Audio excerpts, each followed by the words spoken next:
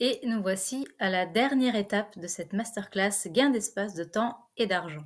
Donc après avoir, partagé avec toi toutes les réflexions d'introspection, les blocages éventuels, la méthode proprement dite, les catégories. Maintenant, une fois que, tu vas t'attaquer à ton désencombrement et aux catégories dont on a discuté, soit tu les suis dans l'ordre, soit tu mets ça dans l'ordre qui toi te convient par rapport à l'émotion liée à cette catégorie-là, eh bien, j'ai quelques critères à te proposer qui vont pouvoir t'aider à choisir si tu gardes ou pas un objet. Le but n'étant pas, comme certaines personnes croient, de tout jeter ou d'avoir une maison où il n'y a plus rien dedans, c'est plutôt de décider quels objets vont continuer à t'accompagner dans ta vie, vont te procurer des émotions positives, des émotions agréables et faire de ta maison un cadre vraiment qui te plaît, qui te convient. Donc, dans les critères qu'on peut utiliser, je les ai synthétisés en 5 critères. Il peut y en avoir d'autres. En tout cas, c'est ceux-là que j'ai choisis, que je trouve les plus représentatifs. Donc le premier est dans les critères dits rationnels, comme je disais tout à l'heure. Donc, quel est l'usage réel que tu as d'un objet? Est-ce que cet objet a été acheté pour de la décoration, pour l'utiliser? Et est-ce que vraiment il est utilisé ou est-ce que finalement il est au fin fond d'une armoire ou d'un tiroir et tu n'en as pas vraiment l'utilité, il ne te sert à rien. Du coup, de se poser cette question-là. Même chose si tu as un doublon. Par exemple, tu as 10 cuillères en bois pour faire la cuisine. Est-ce que vraiment tu en utilises 10 ou pas? Ou typiquement les ouvre-bouteilles, ce genre de choses, on peut en avoir énormément et finalement, tu te rends compte qu'au quotidien, tu utilises toujours le même ou à la limite, en gardes deux au cas où le premier s'abîme et que tu n'as pas forcément envie d'en racheter un.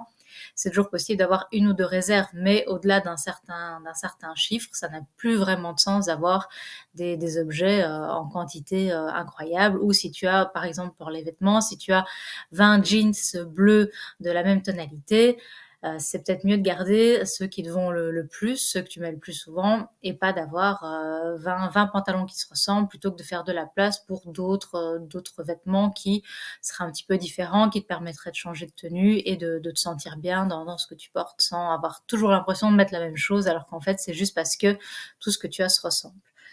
Et aussi en termes d'efficacité.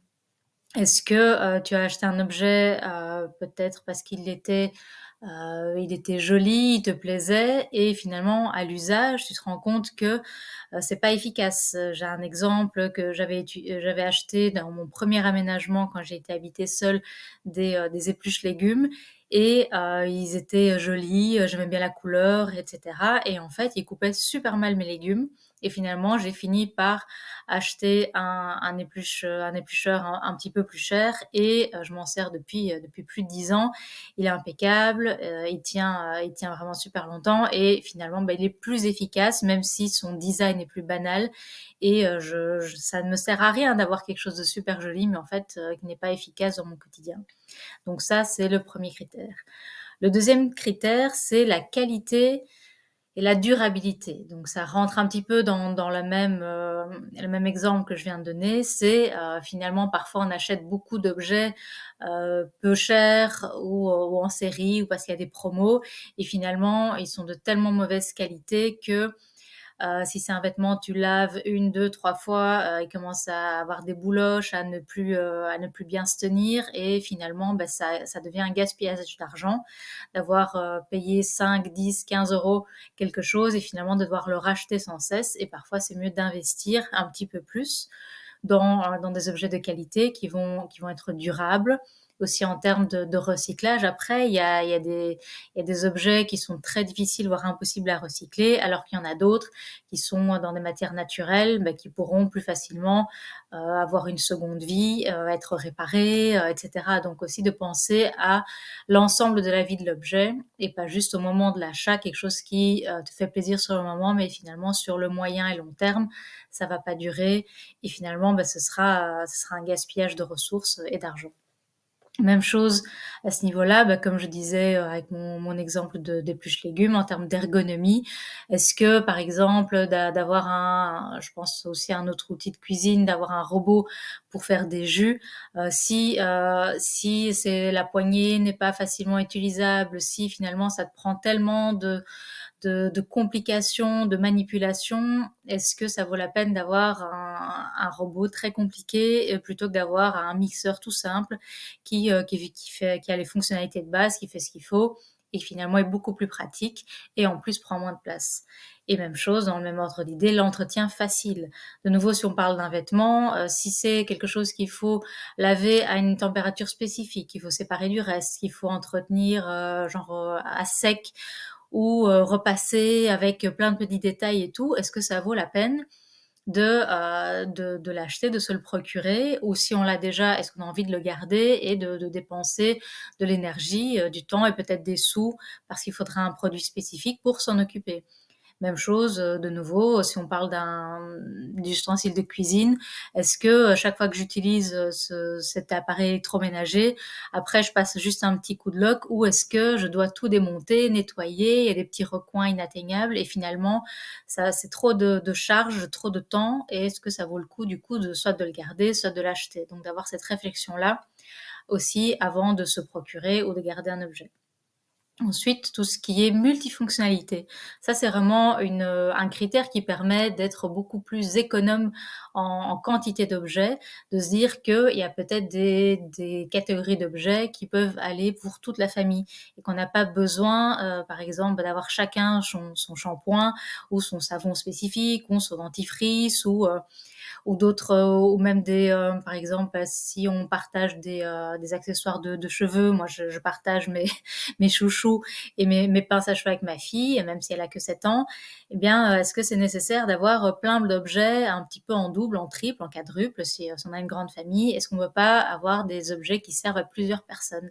Donc, que ce soit du quotidien ou même dans certains bijoux peut-être ou d'autres choses du quotidien qui peuvent servir à plusieurs personnes. Donc ça, c'est pour la multifonctionnalité. Ensuite, un autre critère de choix, là, c'est moins dans le rationnel. Donc là, on arrive plus sur les critères émotionnels dont je parlais en expliquant la méthode.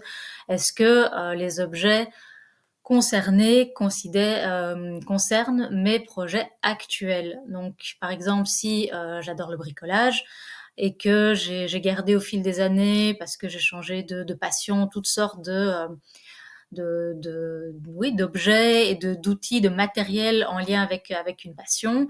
Est-ce que cette passion-là est encore à l'ordre du jour dans ma vie? À un moment donné, j'ai fait beaucoup de mosaïques, maintenant j'en fais plus.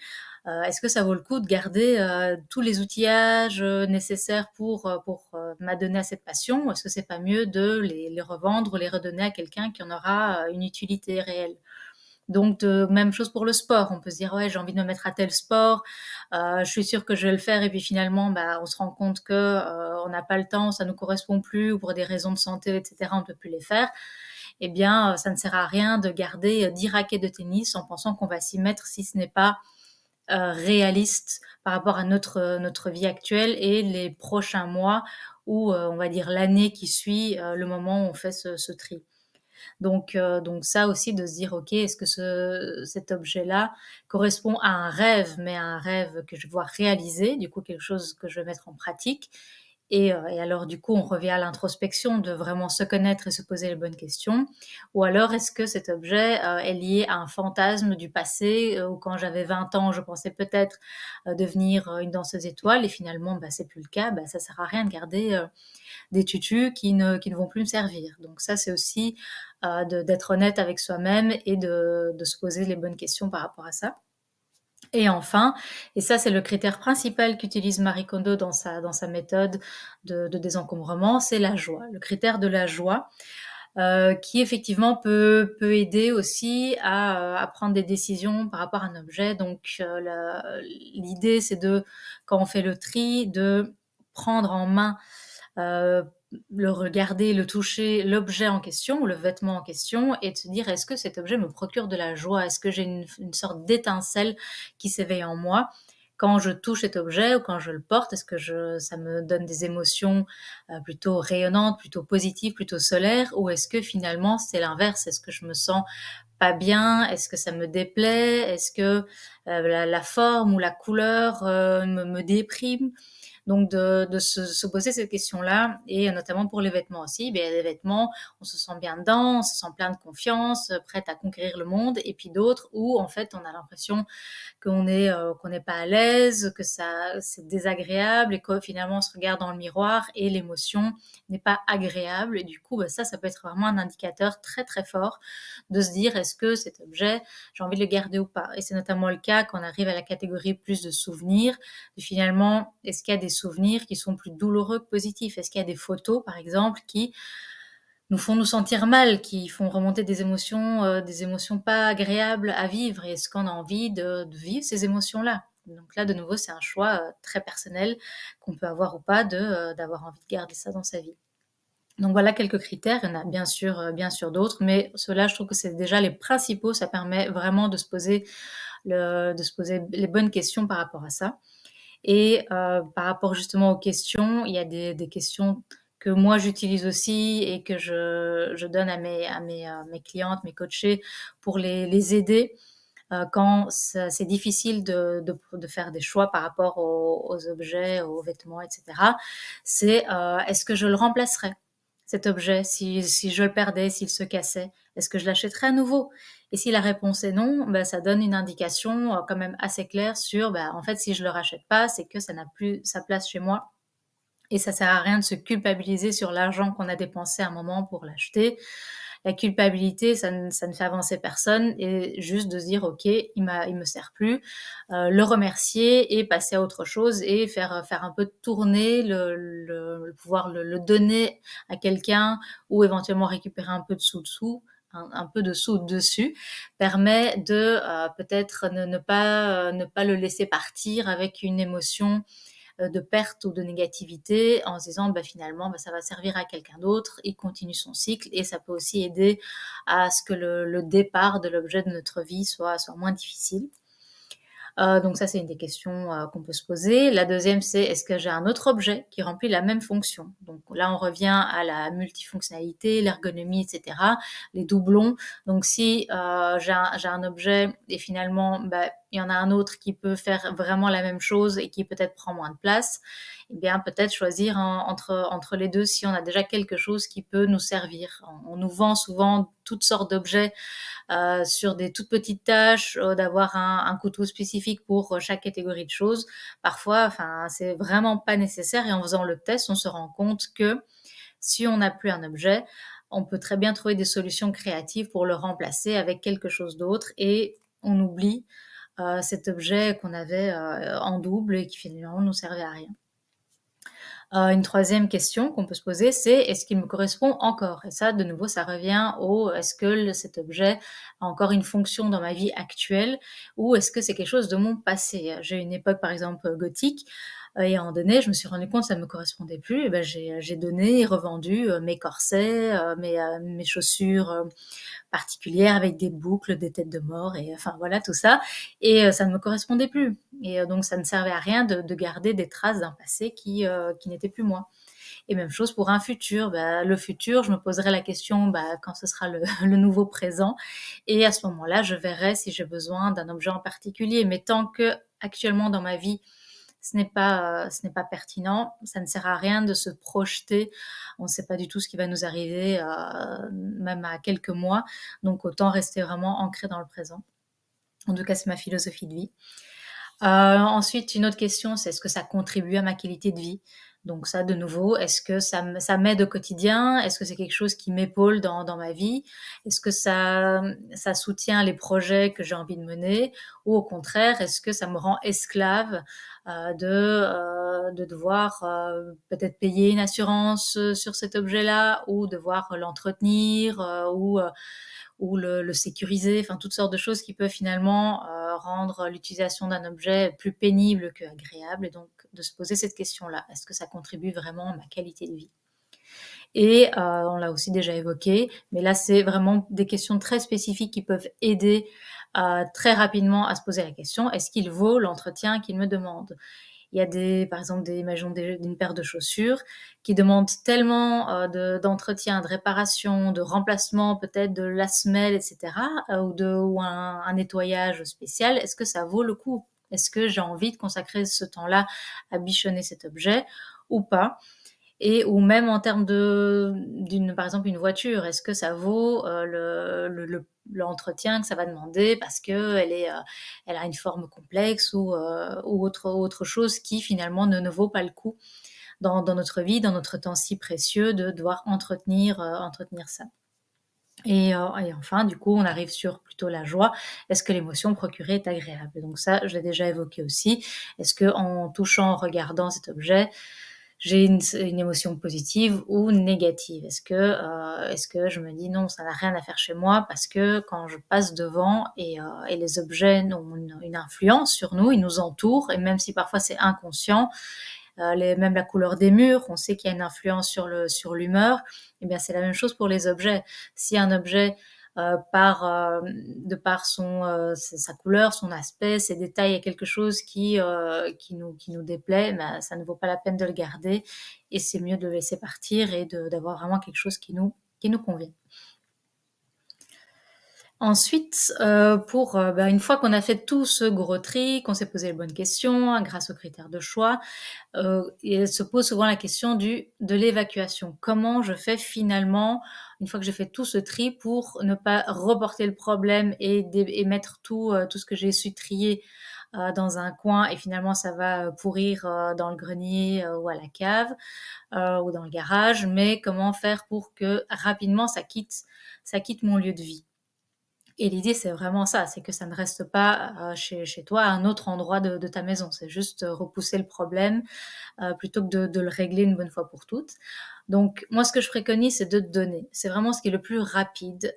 Ça fait un bien fou, à la personne, ça fait un bien fou personnellement, pouvoir être généreux.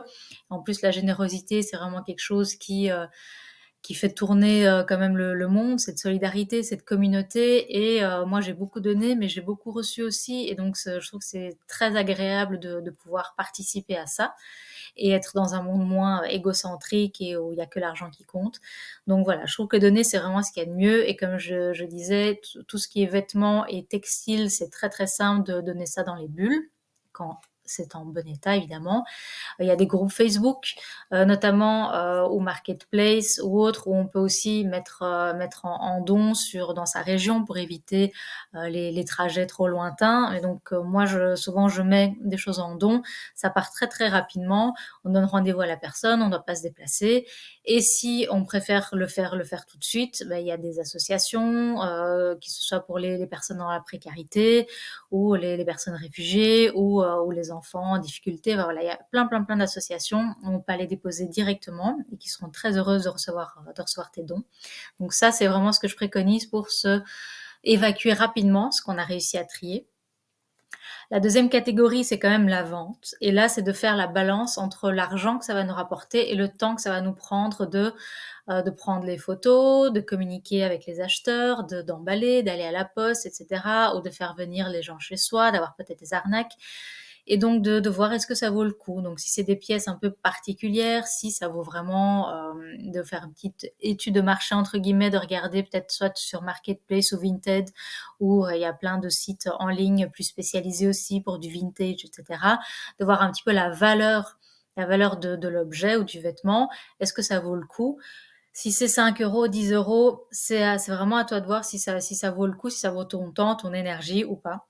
En tout cas, ça existe et il y a aussi les bourses, spécifiques, souvent pour les enfants notamment.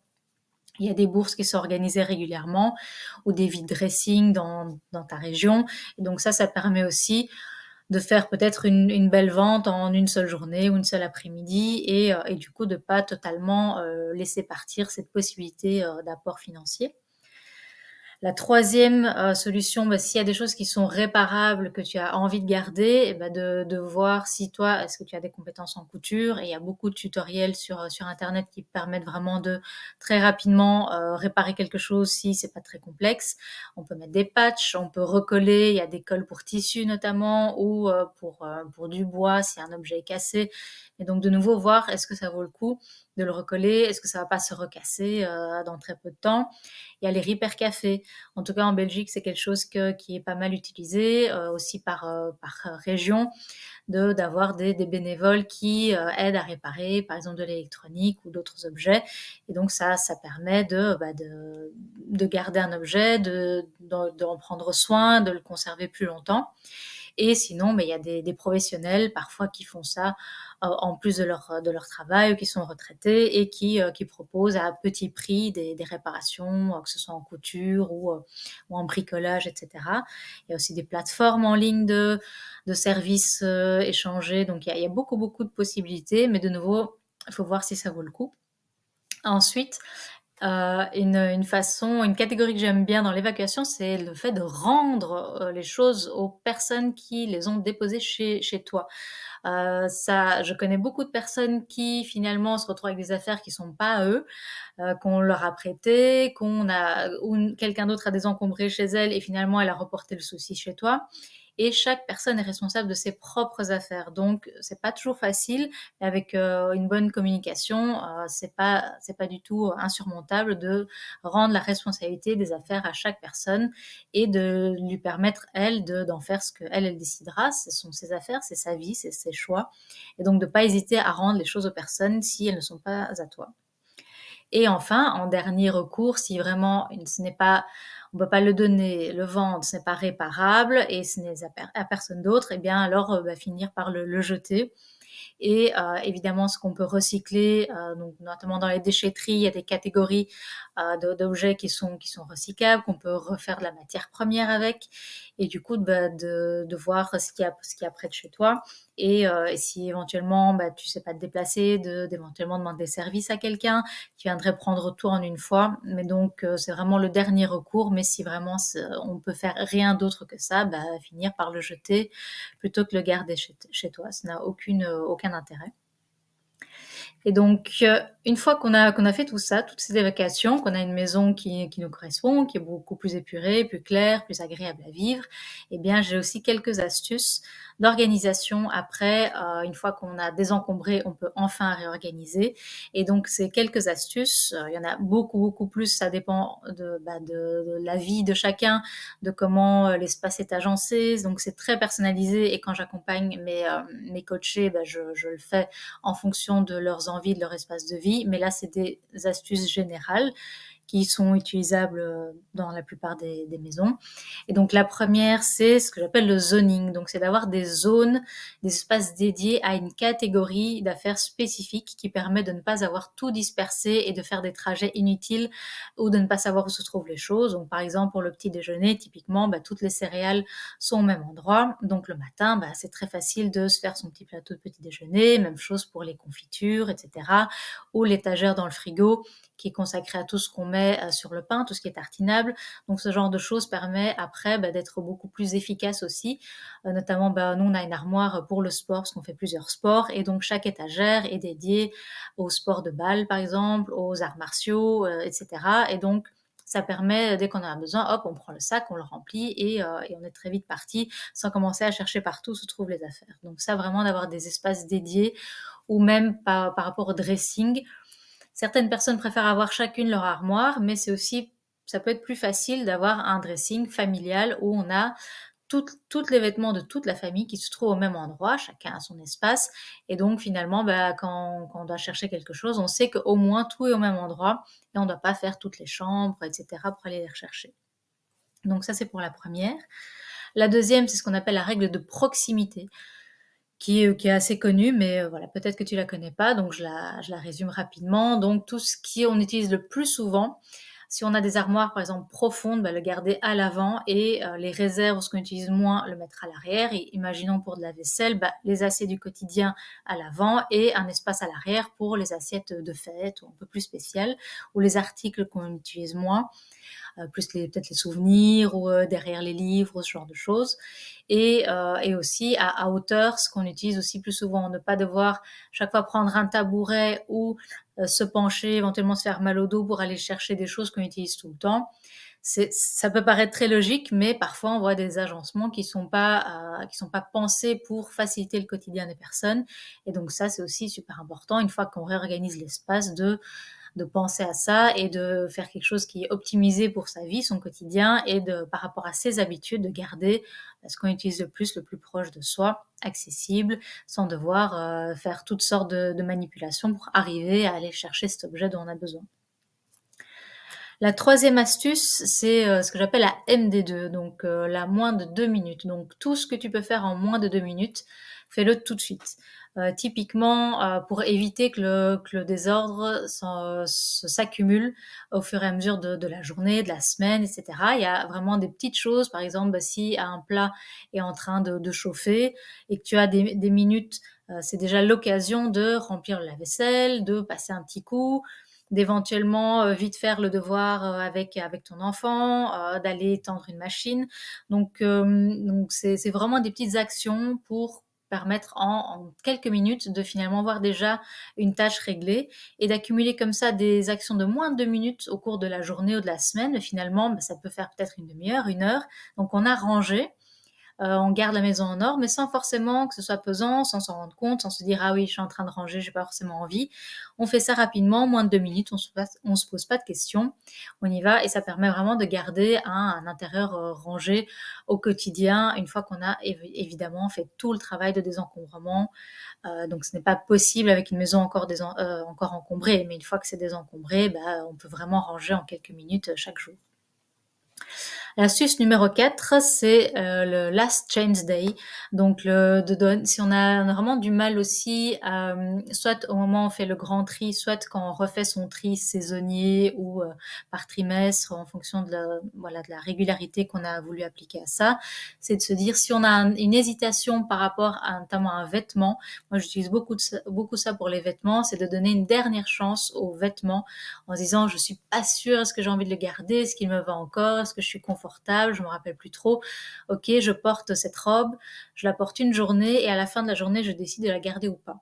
Et donc ça permet de prendre une décision en 24 heures pour un objet ou un vêtement qu'on n'était pas sûr. Et du coup, après, moi, je la mets tout de suite. J'ai un sac de don qui est tout le temps prêt dans une armoire, comme ça je le vois pas, c'est pas encombrant visuellement, et donc je mets dedans dès que je décide qu'un vêtement est à donner, soit à moi, soit qu'il est devenu trop petit pour ma fille, eh bien il va dans le sac. Quand le sac est rempli, je le ferme et il est prêt à aller à la bulle à don. Donc ça peut sembler fastidieux, mais en fait quand ça devient une routine du quotidien, c'est vraiment quelque chose à laquelle je pense plus, et c'est très rapide, c'est facile, et ça permet que la maison reste en ordre et ne se réencombre plus.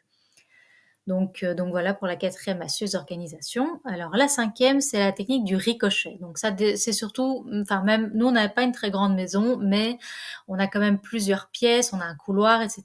Et pour ranger, on n'a pas forcément toujours envie d'aller dans la chambre remettre les affaires. Et donc on a des zones un peu des zones de passage un peu stratégiques où on dépose tout ce qui doit retourner dans un endroit spécifique de la maison. Et une fois que la quantité est suffisante, ou qu'on arrive à un moment où on a décidé de peut-être ranger en 2 minutes, eh bien on prend cette quantité et on la transporte en une fois à l'endroit voulu. Donc ce que j'appelle la technique du ricochet, parce qu'on fait ricocher les affaires qui étaient à un endroit de la maison jusqu'à ce qu'elles retrouvent leur place d'origine, et pas à chaque fois faire des allers-retours pour ranger juste un objet et finalement perdre aussi du temps et de l'énergie à ranger des petites choses l'une après l'autre. Et donc ça permet d'être plus efficient, plus efficace dans son rangement sans que ce soit trop pénible aussi.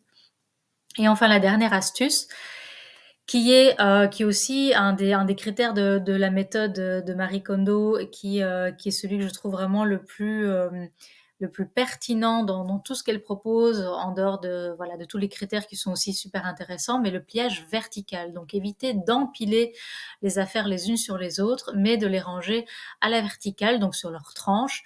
Par exemple pour les vêtements, c'est de les plier d'une façon spécifique. Il y a plein de tutoriels et cetera qui existent sur le pliage vertical et donc une fois qu'ils sont pliés, de les ranger, comme des dossiers suspendus, dans les tiroirs ou dans des boîtes et finalement ça permet de les sortir très facilement, de voir tout ce qu'on a, ça fait un joli éventail de couleurs et donc ça permet de vraiment faciliter le quotidien pour, pour pouvoir, du coup, beaucoup avoir plus facilement accès aux choses, choisir plus facilement, voir tout ce qui nous reste et éviter aussi que les vêtements s'abîment avec le temps à force d'être écrasés, les uns derrière les autres, au-dessus des autres et bien finalement le vêtement s'abîme, il se froisse et donc ça permet pas de le garder en bon état aussi. Ça demande du repassage alors que l'idée c'est d'avoir moins de charges, de tâches ménagères, moins de charge mentale et donc ce pliage vertical est vraiment super efficace et évidemment pour les vêtements, mais moi j'utilise aussi pour tout le reste. Donc par exemple les casques audio et le matériel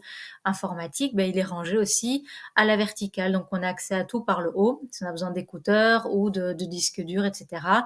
On voit absolument tout ce qui se trouve dans les tiroirs et alors il n'y a plus qu'à le prendre. Donc ça c'est vraiment quelque chose qui a changé mon quotidien et ça permet de gagner environ 50 de la place, si on avait rangé en empilant les choses, plutôt que de les mettre comme ça, les unes derrière les autres, vraiment comme des petites fardes qu'on classerait comme ça à la verticale. Donc voilà, ça c'est vraiment les 6 grandes astuces d'organisation que je peux conseiller pour garder son intérieur rangé. Et donc on a vraiment fait un bon tour de voilà, de toute cette méthode-là.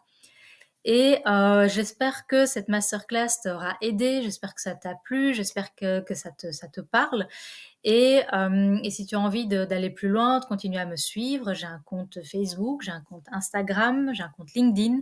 Donc fais-toi une place, toi comme le toit de la maison avec un T et je donne plein de conseils, d'astuces d'organisation, de rangement, de planning et cetera pour avoir un quotidien plus allégé et une vie plus simple. Et je propose aussi des coachings, comme j'ai dit dans les différentes étapes. Donc j'accompagne des personnes dans leur désencombrement parce que parfois c'est plus facile, c'est plus rapide de le faire avec quelqu'un qui nous accompagne, quelqu'un de professionnel qui a été formé à ça et qui a la méthode, l'énergie pour t'accompagner. Et donc je propose des coachings en visio ou en présentiel et j'offre le diagnostic, donc le rendez-vous où on discute un petit peu des besoins de la personne, de ce que je peux faire pour elle, quelles sont ses problématiques. Et bien, il est offert, ça dure environ 30 minutes. Ça se fait en général à distance. Et donc après, on peut voir si on travaille ou pas ensemble. J'organise aussi des ateliers collectifs sur différents thèmes par rapport aux questions qu'on peut se poser sur l'organisation de son temps, sur comment gagner de l'argent, etc. Donc un petit peu tout ce que j'ai partagé, mais sur des thèmes plus spécifiques, qui se font aussi soit à distance, soit à domicile, avec 5 personnes minimum, mais pour regarder un esprit cosy, pouvoir partager ensemble, mais ça peut être aussi des plus grands groupes. Et alors, pour les moments spéciaux de transition de vie, donc les déménagements, les naissances, les successions, voilà, tous ces moments où on peut avoir vraiment besoin d'un gros coup d'accélérateur, d'une aide assez conséquente, eh bien, je travaille aussi sur des journées complètes avec mon compagnon qui aide pour le transport, la remorque, et cetera. Donc j'aide aussi à vider. Je donne des conseils personnalisés pour la revente. On peut chercher ensemble des meubles plus adaptés. Donc ça, c'est vraiment une offre que j'appelle l'offre all-in, donc beaucoup plus complète. Ça dépend un petit peu des besoins de chacun. Donc voilà, si tu as envie d'aller plus loin, sinon j'espère que cette masterclass t'aura déjà aidé. Et du coup, pour terminer, quelques petites questions de fin pour compléter ton petit carnet ou ton document.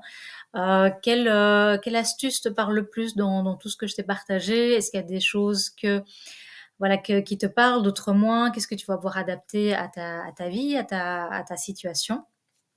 Et quelle est ta principale prise de conscience? Si ça t'a aidé à te rendre compte par rapport à, par exemple, ta relation aux objets ou pourquoi le bazar revient ou quelle est la relation peut-être que tu entretiens avec ta famille par rapport à l'organisation, et cetera. Donc est-ce qu'il y a des choses qui sont ressorties de tout ce que je t'ai partagé?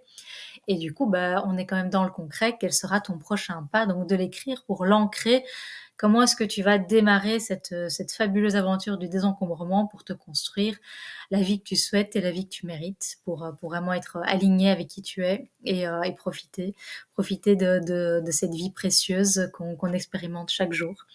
Donc voilà, les petites questions de fin pour aller au bout de cette démarche. Et donc, je voudrais terminer par te dire bravo, bravo d'avoir suivi cette masterclass. Bravo pour tout ce que tu vas réussir à mettre en place et que même si tu réussis pas tout de suite, même si ça te prend du temps, bah, chacun son rythme et il y a pas de pression à se mettre, il y a pas de culpabilité. Ce qui compte, c'est toi, ton cheminement, comment tu as envie d'avancer. Et merci de m'avoir fait confiance et d'avoir suivi ce contenu et peut-être à bientôt par mail ou sur mes réseaux. Donc voilà, et une belle continuation à toi.